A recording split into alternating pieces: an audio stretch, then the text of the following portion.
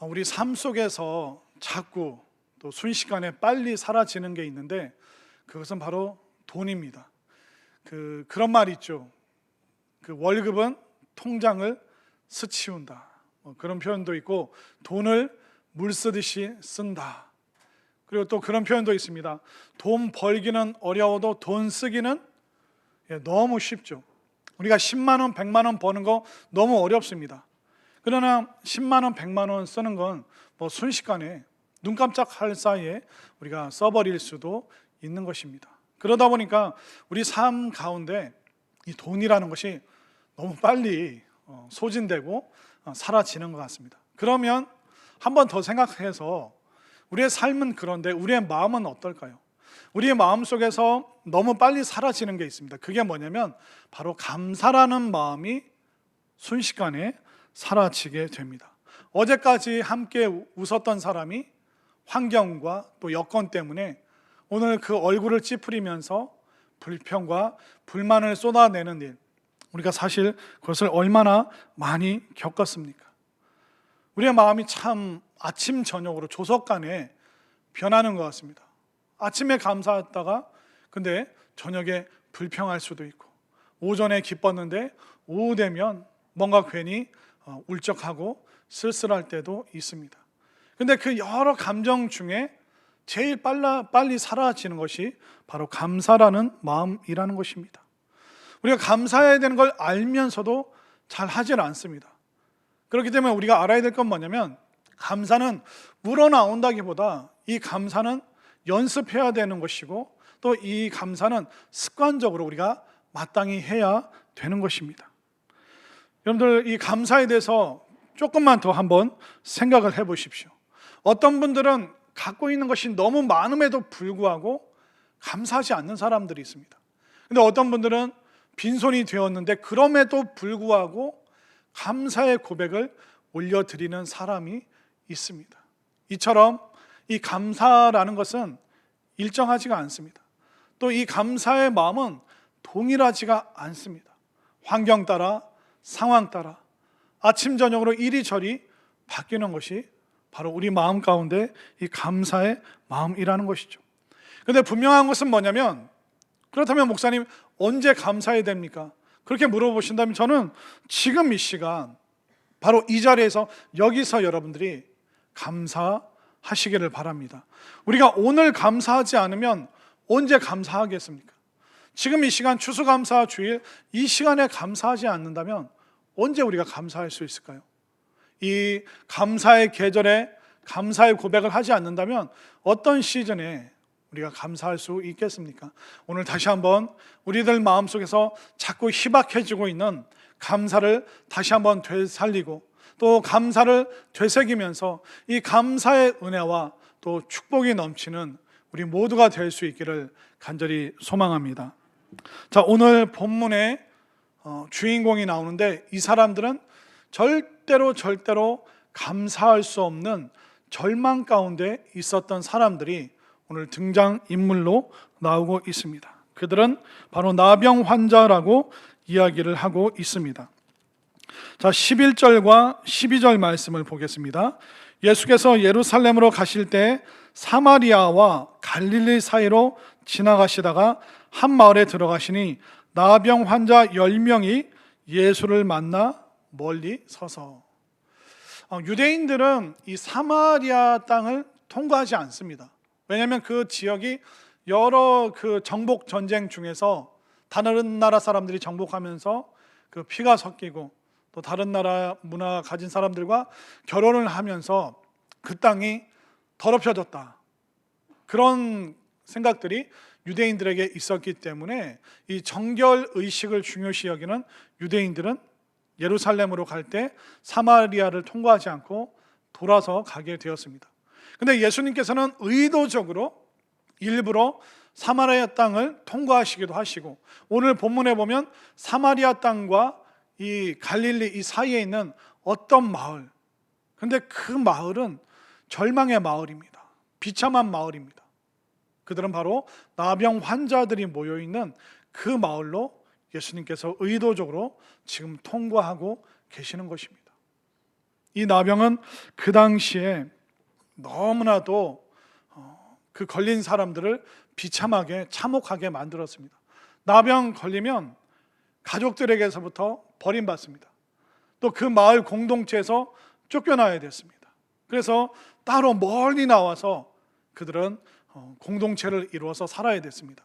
혹여나 먹을 거 또 생필품을 구하기 위해서 마을로 들어가야 되는 순간이 오면 이 나병 환자들은 자신들의 얼굴을 가리고 고개를 숙이고 소리를 지르면서 마을로 들어가야 됐습니다. 뭐라고 소리 질러야 되냐면, 나는 부정합니다. 나는 부정한 사람입니다. 나는 불결합니다.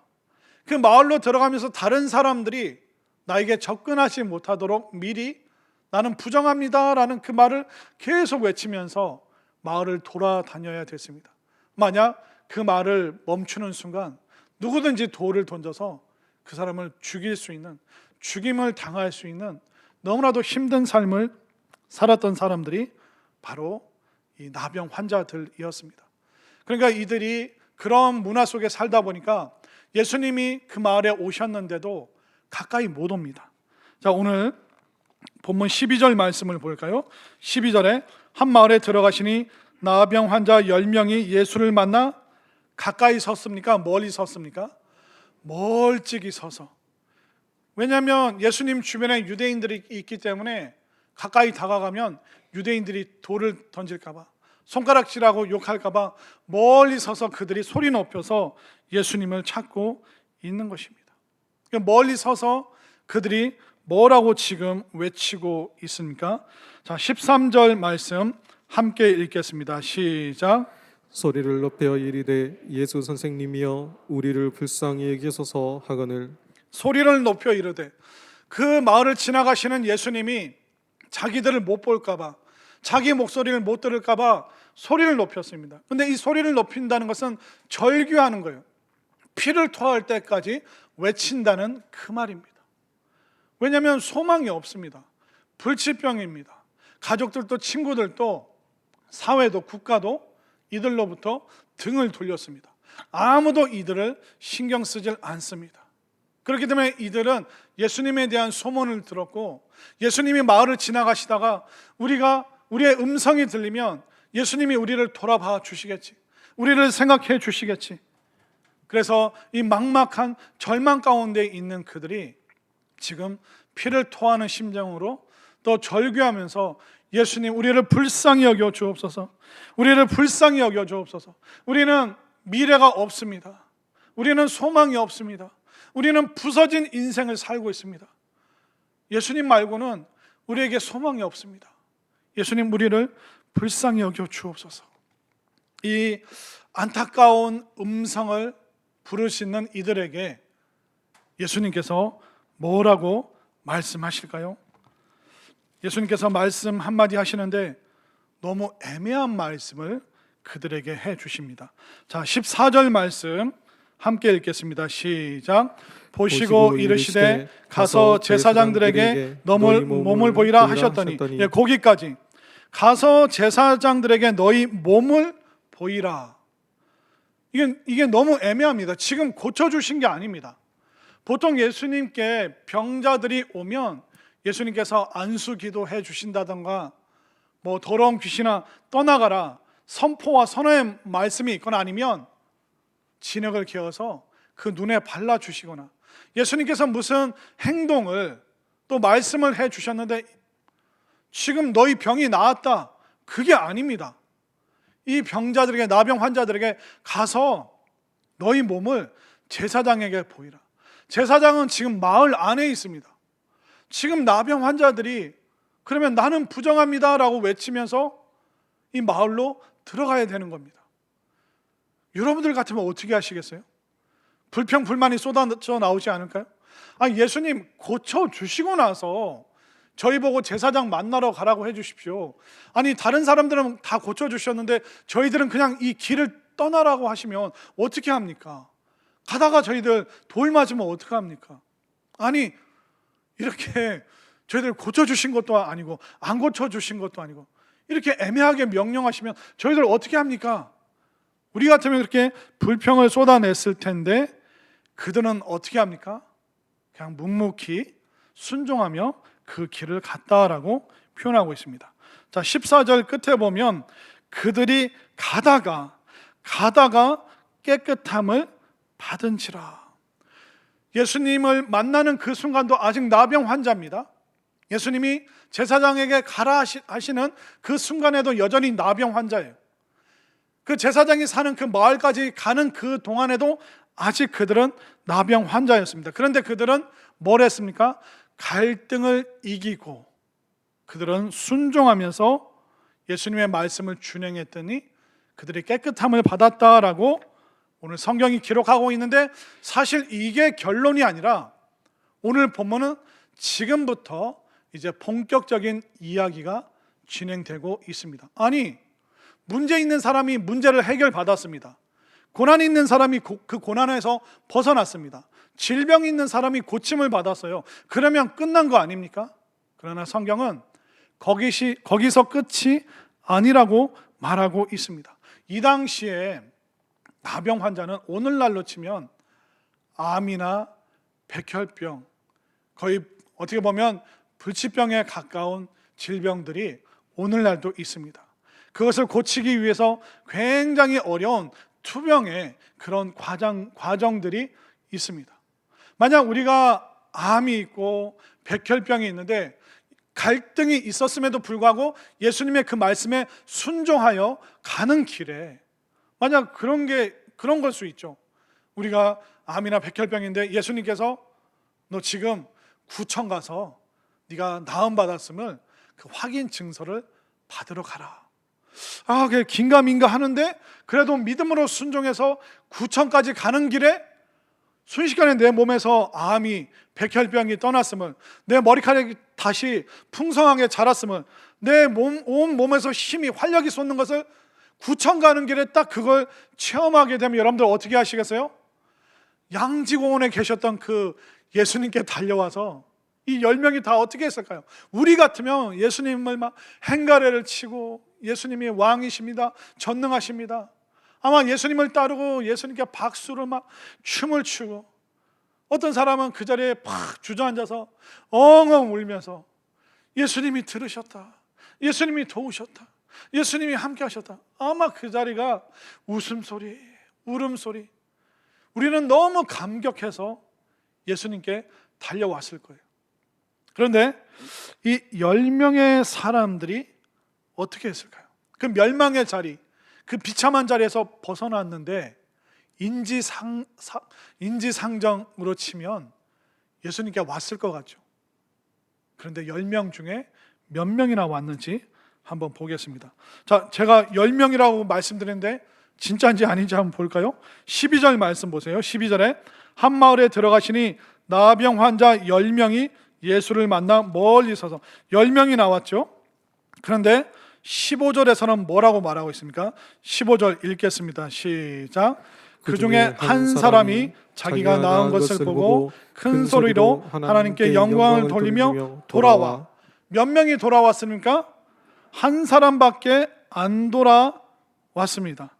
자, 17절 함께 읽겠습니다. 시작. 예수께서 대답하여 이르시되 10사람이 다 깨끗함을 받지 아니하였느냐? 그 9은 어디 있느냐? 사람이 이러면 됩니까?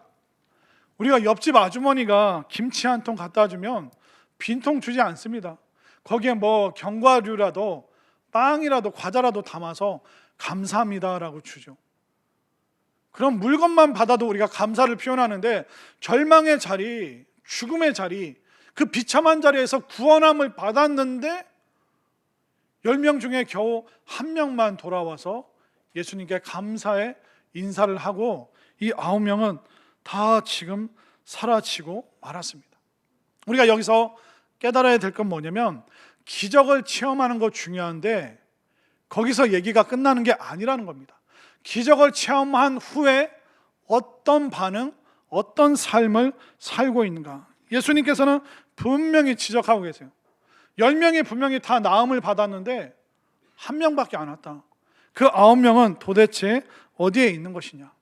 아마 이 고침받은 이 1명이 얘기했겠죠. 우리 주님께 돌아가서 우리를 깨끗게 하신, 우리에게 명령하신 그 주님께 돌아가서 우리의 몸을 보이고 우리가 주님께 감사의 경배를 드립시다. 아마 그 대화가 오고 갔겠죠. 그런데 어떻게 해서 이 나머지 9명은 예수님께 돌아오지 않았을까? 사실 성경은 더 이상 설명해 주고 있지 않습니다. 다른 본문에서도 똑같은 상황이 나오는데 이 9명이 왜 예수님께 돌아오지 않았는지 설명해 주고 있지 않습니다. 사실 저도 이번 한 주간 이 9명을 인터뷰하려고 찾아봤는데 그것이 알고 싶다랑 다 연락했는데 도저히 못 찾게 돼요. 그래서 제가 상상을 해봤습니다. 도대체 이 9명이 어떤 마음이었길래 그들은 예수님께 오지 않았을까? 이게 성경에 없는 얘기고 제가 말씀 보면서 이 9명과 또 우리의 마음을 대조를 하면서 상상을 해봤어요. 이 9명이 이런 변명을 하지 않았을까요? 어떤 사람은 그렇게 말했을 것 같아요. 내가 고침받은 건 알겠다. 근데 며칠 좀 기다려보자. 이거 재발하면 어떡하냐? 한 달? 1년? 아니 5년은 지나봐야지 알지 않냐? 그냥 감사하긴 한데 이거 재발하면 어떡하냐? 좀 기다려보자. 여러분들 감사라는 것은요 즉시로 해야 되는 겁니다. 이 감사라는 것은 뒤로 자꾸 미루면 안 되는 것입니다. 그 중에 누군가는 좀 기다려봐라. 내가 나중에 좀 내 상태를 컨디션을 보고 감사할게. 그러면서 떠나갔겠죠. 또 어떤 고침받은 사람은 그런 말을 했겠죠. 야, 이 추레한 모습으로 어떻게 가냐? 가서 좀 이발도 하고 좀 가서 목욕탕 가서 목욕도 하고 백화점 가서 옷도 좀 사 입고 성심당 가서 뭐 빵이라도 좀 하나 사들고 예수님께 가야지. 내가 의관을 정죄한 후에 그때 나중에 찾아갈 테니까 우선 나 씻고 이발하는 거 이게 급하니까 내가 나중에 갈게. 감사는요 격식이 아닙니다. 그 자리에서 바로 해야 되는 것입니다. 또 어떤 사람은 그런 말 했겠죠. 야, 고침받은 건 알겠다. 근데 그 예수님이 그 한마디 가서 제사장에게 보이라 그 말로 내가 고침받은 걸까? 야, 그 말 누가 못하냐? 예수님 말고도 저기 한번 가봐라. 그 말은 누구든지 할 수 있다. 예수님의 말이 아니라 나도 나름대로 노력을 했다. 나 누구보다 아침에 일찍 일어나서 걸으면서 운동도 했고 누구보다 내가 쑥을 많이 캐서 먹었고 여러 민간 요법을 동원했는데 어느 구름에서 비가 왔는지 누가 아냐? 그러니까 우연처럼 예수님이 말한 게 맞아 떨어졌겠지. 나 나름대로 수많은 비법으로 고침받기 위해서 노력했어. 말 한마디 하는 거 그거 누가 못해? 그러면서 떠나갔겠죠. 은혜를 하찮게 여기는 마음이, 교만한 마음이 있는 사람들도 그 중에 있었을 것입니다. 또 어떤 사람은 그런 마음이 있었겠죠. 그래, 고침받은 거 감사하다. 그런데 내 몸에 힘이 나니까 나 억하심정이 올라온다. 나 나병 걸렸다고 나 내친 우리 가족들, 나에게 등 돌린 친구들, 나에게 돌려줬던 그 마을 사람들 나 가만 안 둘 거야. 나 이거 다 복수 다 마치고 나서 멱살 한 번씩 다 잡고 나서 그때 예수님께 갈게. 감사가 아니라 분노의 마음에 사로잡힌 그런 어리석은 사람들도 있었을 겁니다. 또 어떤 사람은 나 병 나았네? 예수님 말고 가족들에게 보여줘야지. 친구들이랑 직장 동료들에게 나 일상으로 복귀할 수 있다는 걸 사람들에게 보여줘야지. 직장 동료들이 보고 친구들이 보고 뭐라고 그랬을까요? 야, 이거 너무 좋은 일이다. 오늘 저녁에 한잔 하자. 그러지 않았을까요? 너무 크게 웃는 분은 좀 의심스러워요, 습관이. 이게 뭔지 아시는 것 같아요, 이 제스처를. 아마 직장 동료들이랑 술 마시고 친구들이랑 흥청망청 동창들 다시 만나면서 나 돌아왔다. 나 예전에 내가 아니야. 내가 새롭게 되었어. 그러면 자신만만하게 막 술에 빠져서 시간들을 허랑방탕하게 보낸 그런 사람 있지 않았을까요? 감사는요, 우리 삶의 우선순위라는 것을 믿으시길 바랍니다. 그러니까 다른 거보다 자꾸 뒤로 감사를 미루면 절대로 안 되는 것입니다. 이 시간 한번 따라하겠습니다. 주님, 감사합니다. 그럼에도 불구하고 감사합니다. 이게 바로 진짜 감사라는 것입니다. 그렇게 되면 우리가 정말 눈물로 기도해서 기적을 체험하고 축복을 받았어요? 그걸로 얘기가 끝나는 게 아니에요. 그러면 그 믿음의 그 기적과 축복 가지고 감사의 자리까지 나아갔느냐 안 나아갔느냐, 그게 바로 오늘 말씀의 주제라는 것입니다. 왜냐하면 우리가 신앙생활하면서 은혜를 체험하고 기적을 경험할 수 있어요. 그러나 그 기적이 오히려 우리를 위험에 빠뜨릴 수도 있는 것입니다. 가난하고 힘들게 살던 사람이 하나님께 막 기도했어요. 하나님, 나 좀 부유하게 해주세요. 잘 먹고 잘 살게 해주세요. 그래서 하나님께서 그 기도에 응답하여 주셔서 힘을 주시고 지혜를 주시고 좋은 사람들 붙여주시고, 그래서 하나님의 축복으로 부자가 되었어요. 근데 이걸로 이야기가 끝나는 게 절대로 아닙니다.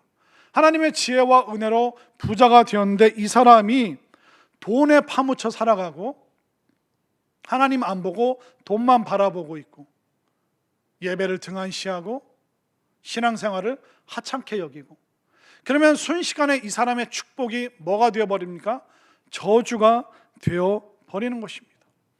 내가 원하는 만큼 얻어냈는데, 내가 원하는 환경이 되었는데 오히려 그 환경으로 인해서 주님과 멀어진다, 주님을 찾지 않는다, 그 축복은 우리를 위험에 빠뜨리고 오히려 그 축복이 훗날에 저주로 돌변할 수 있는 것입니다.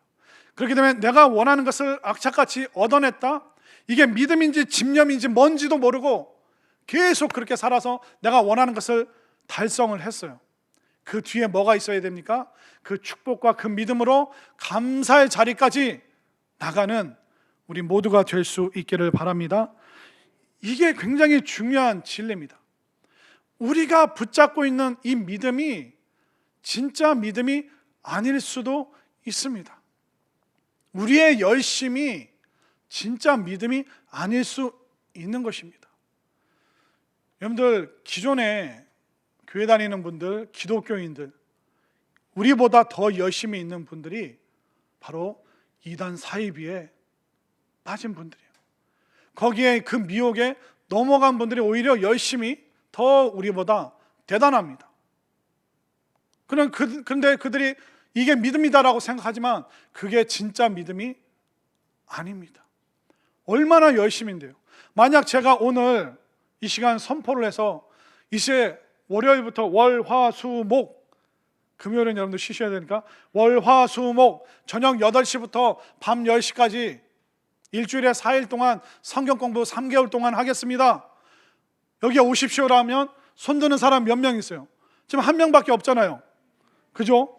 여러분들 보시기에 한 명밖에 안 오잖아요. 여러분들 그 정도 헌신하실 수 있으세요? 3개월 동안 누구에게도 알리지 않고. 근데 그분들은 잘못된 믿음, 가짜 믿음인데도 그거 붙잡고 열심히 거기 앉아 있는 거예요. 가짜 재림 예수라고 하는 그 교주 밑에서. 여러분들, 열심이라고 해서 그걸 다 믿음이라고 말할 수 있는 게 아닙니다. 여러분들이 갖고 있는 그 성경 지식이 진짜 여러분들을 진리로 인도한다라고 감히 말할 수 있는 게 아닙니다. 신앙적인 지식 속에서도 위험에 빠질 수가 있습니다. 중국에는요, 종교국이라는 게 있습니다. 이 종교국이 뭘 하냐면 중국 내에 있는 모든 종교를 감시를 합니다. 그 이슬람에 대해서 전공한 종교국 관리들이 있고요, 불교, 기독교, 천주교, 이 모든 종교를 열심히 공부를 해서, 그래서 종교국 안에는 신학 공부 박사들도 있어요. 근데 신학 공부를 했는데 이들은 예수님을 믿지를 않습니다. 지식이 있는데 그 지식이 믿음으로 인도해 주지를 못한다는 것이죠. 우리들 중에 어떤 분들은 문제가 있을 때마다 교회 와서 펑펑 울다 가시는 분들이 있습니다. 그 눈물이 얼마나 귀합니까? 그런데 우리들 중에 기도하는 그 눈물의 기도가 때로는 한풀이인 사람들도 있습니다. 그냥 내 억하심정만 토해내고 가는 사람들이 있어요. 물론 그 마음의 아픔이 믿음으로 구원으로 우리를 인도해 주겠죠. 그런데 이야기가 그냥 울다 왔다 거기서 끝나서는 절대로 안 된다는 겁니다. 눈물은 진실한 거예요. 근데 그 눈물도 믿음으로 인한 눈물이 아닐 수도 있습니다. 여러분들 아마 이런 예화 들어보신 적이 있을 겁니다. 예전에 기독교 초창기 때 미국 선교사님이 떠듬떠듬 한국말로 설교를 하셨습니다. 그냥 본인이 이제 떠듬떠듬 하는 걸 아는데 저기 앞자리에 계신 어떤 할머니가 선교사님 말씀 들으면서 한번 쳐다보고 울고, 선교사님 얼굴 한번 보고 또 울고. 그러니까 이 선교사님이 막 내가 부족한 한국 실력인데도 저렇게 감동받고 은혜 받다니. 그래서 설교 후에 이게 막 이 선교사님이 물어봤어요. 할머니, 제 설교 어떤 부분 은혜 받으셨나요? 물어봤더니 막 울던 이 할머니 성도님이